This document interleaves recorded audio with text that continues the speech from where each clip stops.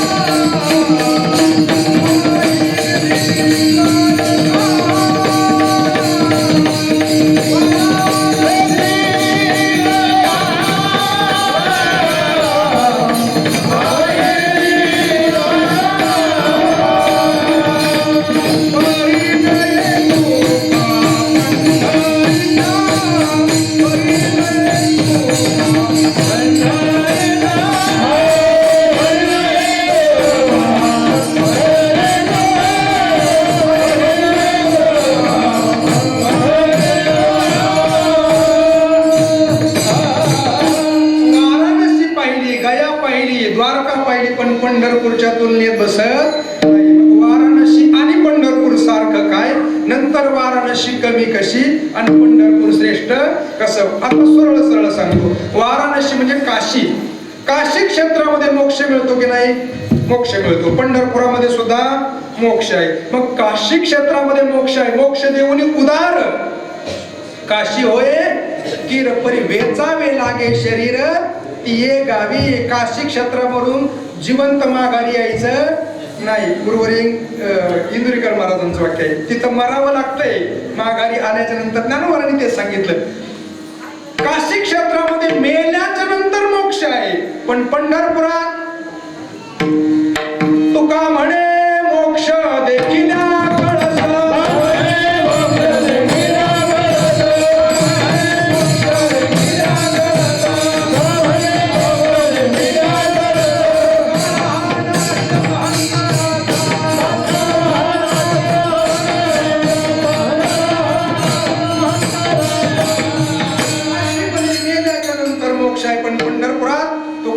मोक्ष देखील कळस. बरं, काशी क्षेत्र. वाराणसी पाहिली, गया पाहिली. आता गया पाहिली, पंढरपूर पाहिलं. आता गया आणि पंढरपूर याच्यातला सारखेपणा काय, आणि गया कमी कशी आणि पंढरपूर श्रेष्ठ कशी. बरीच मंडळी गयाला जाणार. आपण एखादा जिरा केला, त्या पाण्याला जर नाही बुजून टाकलं तर काय होतं? पाण्यामध्ये विकार निर्माण होतो, पाणी खराब होतं. पण चंद्रभागा अशी आहे, चंद्रभागा ही अमृत वाहिनी आहे. संत महात्मे सांगतात आपल्याला अमृत वाहिनी दिसत नाही, हा आपल्या दृष्टीचा दोष म्हणा. पण चंद्रभागा कशी आहे? अमृत वाहिनी आहे. ज्ञान वैराग्य देणारी चंद्रभागा आहे, अमृत वाहिनी चंद्रभागा आहे. आपल्याला तशी दिसत नाही. गुरुवरेश शेखर महाराजांनी एक चातुर्मासात कथा सांगितली होती. म्हटले काही बगळे नदीच्या किनाऱ्याला कुठंतरी चरत होते. तेवढ्यामध्ये एक राजहंस, मानस सरोवरातला राजहंस फिरत फिरत त्या बगळ्याच्या टोळीमध्ये आला. आल्याबरोबर या बगळ्यानं त्याच्याकडे पाहिलं, विचारलं गाव कोण, कुठून आला. त्यानं सांगितलं मी मानस सरोवरातला राजहंस आहे. काय खातो, तिथं काय आहे यानं विचारल्याबरोबर त्यानं सांगायला सुरुवात केली. तिथं सोन्याचे कमळ आहे, तिथं काय हिरे माणिक मोती पाचू आहे. मग या एक बगळा दुसऱ्या बगळ्याकडे पाहून हसायला लागला. म्हटला, हसायला नाही, चेहरा पाडला त्याने. म्हटला काय सांगतोय हा, सोन्याचे कमळन हिरे माणिक मोती, आपल्याला कशाची गरज आहे? मेलेले मासे पाहिजे, शिंपल्यामध्ये असणारे किडे पाहिजेत, आणखी खाण्यासाठी काहीतरी पाहिजे. आणि याचे सोनकमळ घेऊन काय चाटायचेत का? मग सांगणारा सांगतोय त्या ठिकाणी हिरे माणिक मोती सोन्याचे सोनकमळ आहे, आणि विचारणारा काय विचारतोय? खाण्यासाठी किडे आहेत का? आपण संत महात्मे सांगतात इंद्रायणी अमृत वाहिनी आहे, चंद्रभागा ही अमृत वाहिनी आहे. आणि आपल्याला तशी दिसते का? दोष त्याचा नाही, दोष आपल्या नजरीचा आहे. असो, द्वारका पाहिली, गया पाहिली, पण पंढरपूरच्या तुलनेत बसत नाही. आता गया द्वारका पाहिली आणि पंढरपूर पाहिलं. द्वारकेमध्ये काय कमी आणि पंढरपुरात काय श्रेष्ठ? द्वारकेमध्ये परमात्मा होते. आता ते परमात्मा कुठे आले? द्वारकेचे केने आले याची ठाया, पुढे भक्त राया चोजवित.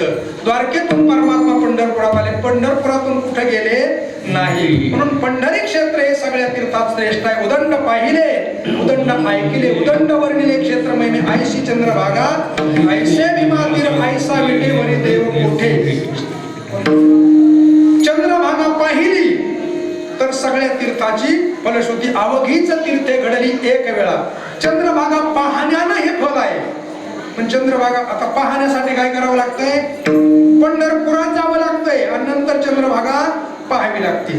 पण चंद्रभागा जागेवरूनच गंगा गंगा म्हटलं तर वाचे म्हणता गंगा गंगा भीमानी चंद्रभागा तुझ्या चरणीच्या गंगा. मग ती गंगा गंगा जर आपण जागेवरून म्हटलं तरी पापाची निवृत्ती. चंद्रभागा गंगा डोळ्यानं पाहिली तरी पापाची निवृत्ती 2. आणि तिसरा प्रकार नुसतं पाहण्यानं जर पाप निवृत्त होतंय, पुण्य प्राप्त होतंय, तर स्नान केल्याच्या नंतर काय होईल? तीर्थे बाह्यमळ शाळे कर्मे अभ्यंतरी उजळे. तीर्थामध्ये बाह्यमळ म्हणजे शरीराचं पाप तीर्थानं नाहीसं होतं. कोणतं पाप? अन्य क्षेत्र कृतम पापम तीर्थक्षेत्र विनश्यती. तीर्थक्षेत्र कृतम पापम वज्रलेपम भविष्यती. अन्य क्षेत्रामध्ये केलेलं पाप तीर्थ नाहीसं करतात, पण तीर्थामध्ये जर जाऊन पाप केलं तर मग मात्र गुरुवर्य विठ्ठल महाराज बोले यांचं वाक्य आहे, तीर्थामध्ये दोन प्रकार, एक भौम तीर्थ आणि दुसरं चित्तीर्थ. चित्तीर्थ म्हणजे संत महात्मे आणि भौम तीर्थ म्हणजे असणारी गंगा यमुना चंद्रभागा या भौम तीर्थ आहे. तर तीर्थातले हे दोन प्रकार असो. तीर्थामध्ये स्नान केलं तरी आपल्या पापाची निवृत्ती, त्या तीर्थाचं नामस्मरण केलं तरी पापाची निवृत्ती, आणि तीर्थामध्ये नुसते डोळ्यानं जरी तीर्थ पाहिले तर सगळ्या तीर्थाची फलश्रुती. अवघीच तीर्थे घडली, एक वेळा चंद्रभागा डोळा देखील. एकदा चंद्रभागा डोळ्यानं पाहिली की जगातली सगळे तीर्थ घडतात. एक प्रकार. बर, पंढरपूर पाहिलं तर काय फल? अभंगाचं दुसरं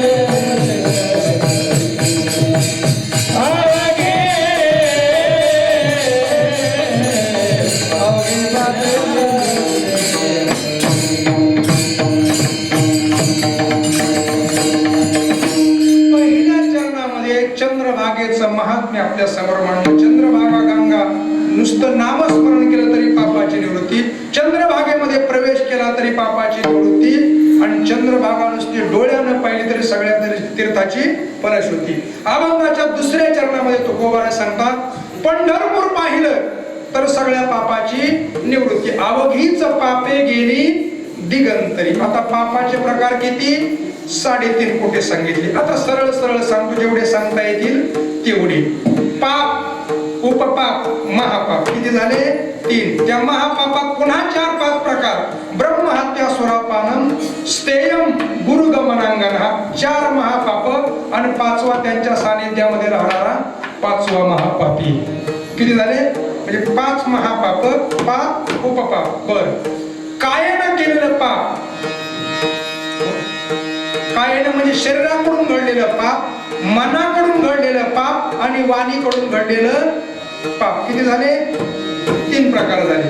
बर, जाणून बुजून केलेलं पाप, न जाणून केलेलं पाप. बर, अनेक पापाचे प्रकार पाहता येतील. मग अनेक प्रकारचं हे जे पाप आहे, त्याला ते काय कमी बंद ठोका, चालून देऊ इकडं गडला बंद नाही कर. अवघीच पापे गेली दिगंतरी. कायिक पाप असो, वाचिक पाप असो, मानसिक पाप असो, पाप असो, उपपाप असो, महापाप असो, मग त्याच्यातले महापापातले ब्रह्महत्या, सुरापान, कोणतंही पाप असो, पंढरपूरला गेल्याबरोबर ते पाप काय होतंय? नाहीच होत. अवघे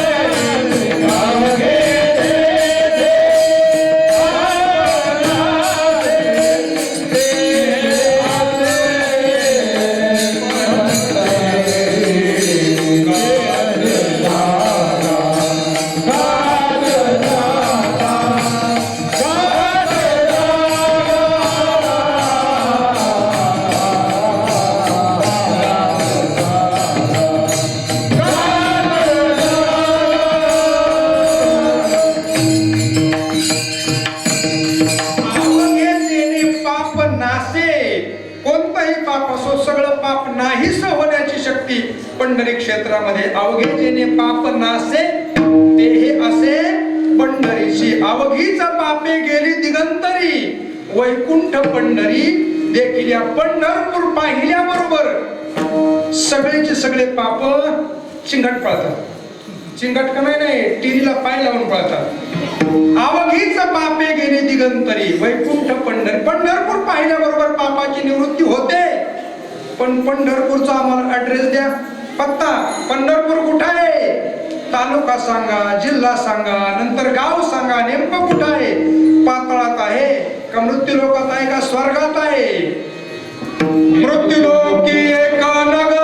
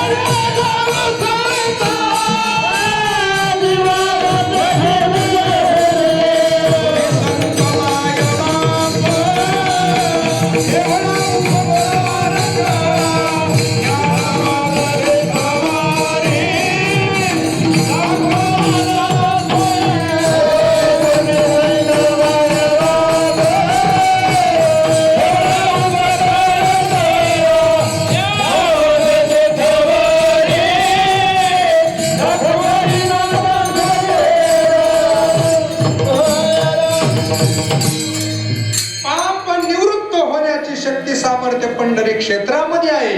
पण ते पंढरपूर कुठं आहे, पहिला पंढरपूरचा जिल्हा सांगून दिला. कोणत्या जिल्ह्यात आहे, मृत्यूलोकी एक नगर, त्याचे नाव पंढरपूर. या पंढरपूरला सोलापूर जिल्हा आहे, पण ते पंढरपूर कुठं आहे, मृत्यूलोकामध्ये आहे.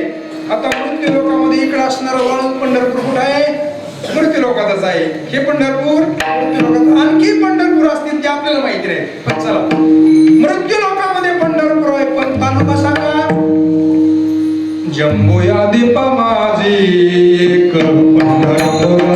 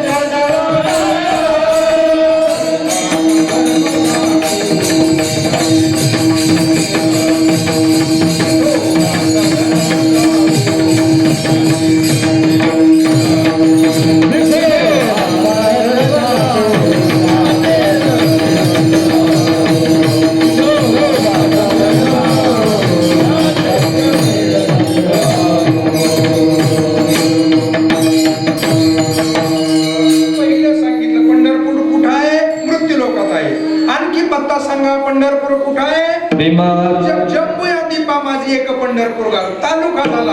आणि आता ऍड्रेस सांगितला भीमेच्या भीमातिरी